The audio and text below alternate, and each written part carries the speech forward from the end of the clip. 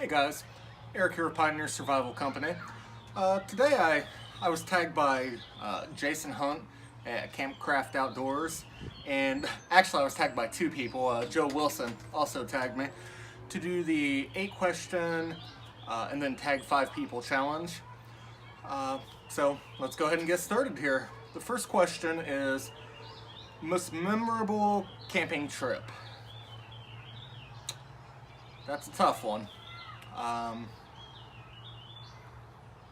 been on a lot of camping trips. One of them it's one of the more recent ones, I suppose, that really comes to mind. It was a final test for a survival course I had went through at the Pathfinder school, and it was just, we were doing a nighttime navigation course, and it was just like a monsoon coming down. I had Gore-Tex boots on, and they actually filled with water from the top. It was raining so hard. We could only use one headlamp, so my compass, like the glow-in-the-dark stuff on it, wasn't working. The mirror was fogging up. Absolutely horrible conditions. There were flash flood warnings all around. So we're leapfrogging, my brother, Sean, and I, we're leapfrogging across this field. You know, one person's looking at the compass, taking a bearing as the other is going out across this field. And we finally get across this field, and we're in the woods, and we're sitting there looking for a marker that's hanging on a tree somewhere. And out of the blue, I turn around and like the freaking Slender Man, he's standing right behind me, and I'm just like, whoa, what is this? At some point, Dan Wowak was creeping around in the woods, ghosting us, and manages to get like within 10 foot of me, and I just turn around, and there's this guy just standing right behind me. Big leather rubber slicker, I don't know what, but just right there. So that's always a joke between me and my brother. Dan just pops out of nowhere. So yeah, that definitely, since it's one of our stories, made a very memorable experience for me. Let's see. Solo or group camping? For me, it depends. I really like just going off grid and camping by myself.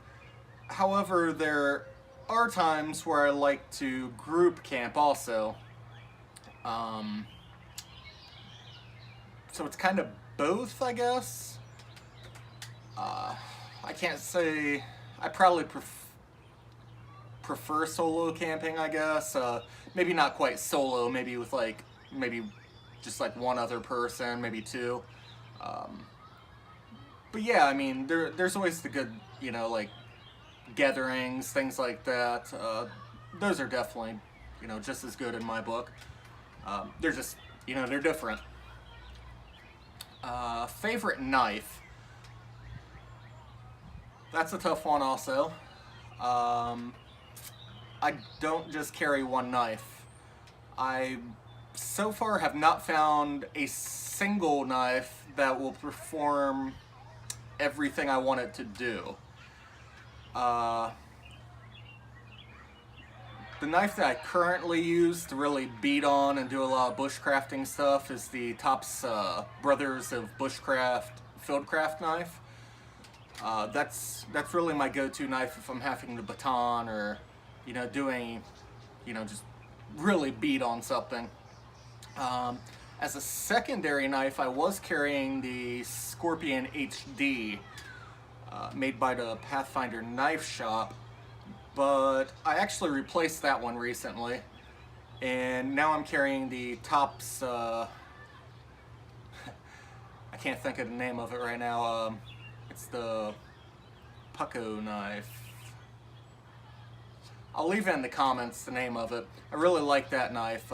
It's far better for doing fine work, carving, feather sticks, things like that. I really, the combination of those two knives, basically, I can do everything I want to do out in the woods with those two knives. Where did I learn my bushcrafting skills? Several different places, actually. Growing up, my parents were really into outdoors, hiking, camping. As a kid, I was in Boy Scouts, so I learned a lot of really good skills in Boy Scouts. Got a lot of experiences in Boy Scouts as well. Kind of put that on hold for a little while and got back into it. Then I went to the Pathfinder school and took a basic and Pioneer class. I really enjoyed those classes as well. That's actually where I met Jason Hunt and Dan Wowak. And since then, I've actually moved on. I'm taking courses at Campcraft Outdoors now with Jason Hunt. I also, I've worked with Dan. He did a, well, sorry if I'm wrong about this, guys. I'm not sure how to exactly say. It was like a joint class, I guess, between Jason and Dan, so Campcraft Outdoors and Coalcracker, Bushcraft. So, yeah, that's pretty much where I've got all my experience so far. Besides just actually going out and learning things for myself. Favorite fire starting method? Well, that's easy. A lighter. I'm not going to be proud about, I'm not going to throw out bow drill fire or flint and steel. My favorite method of starting a fire is the easiest way I can get it started. I mean, yeah, you get the certain amount of accomplishment, I guess, when you start in a primitive way. But if I'm if I'm just practicing, yeah, I love doing flint and steel, bow drill, stuff like that. But if I'm just out, long day of hiking, and I'm like, wow, it's getting dark, I need to get a fire started. First thing I'll go to is a lighter, every time. It's easiest way to do it, and I like to keep it simple. Let's see, most essential piece of kit. Oh, that's a tough one.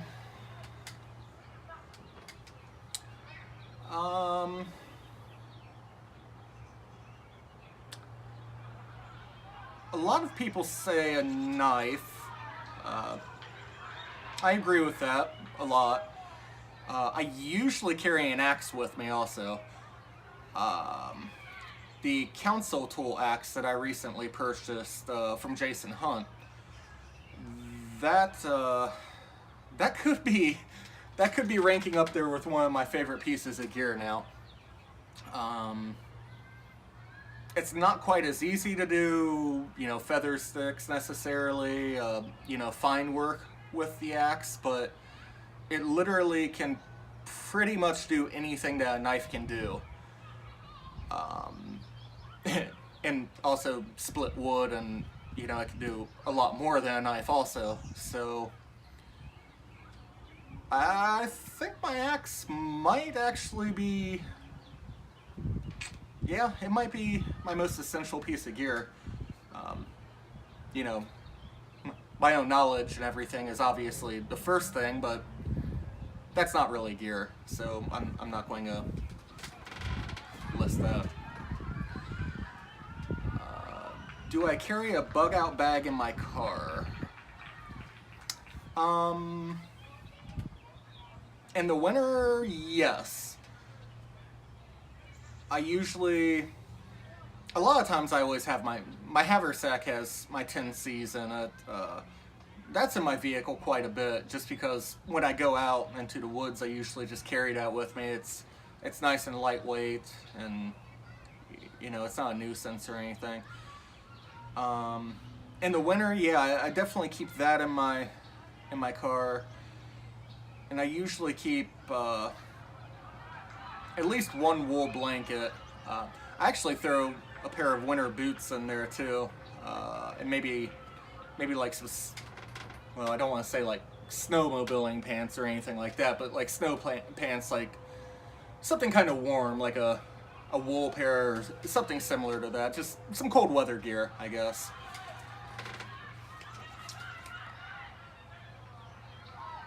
Alcohol, wood, or gas stove? Well, I'm going to agree with a lot of people. I have an alcohol stove, and I've never used it. I think I've used it.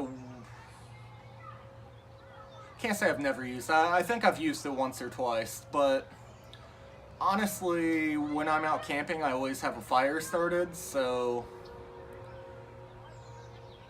the fire actually heats the water up if I'm boiling water or cooking food faster than the alcohol stove, so I just really don't see a point in carrying the extra weight or wasting the resources, so I don't really use any stoves when I go out camping. As far as tagging people, I'm having a real hard time finding anyone that hasn't done this already. Dan Wowak, I've already talked to him. He said that I can tag him, so he's one of the people on my list. I'm going to find 4 more people, and I'll just tag them in the comments. So that will be coming soon. Alright guys, thanks for watching.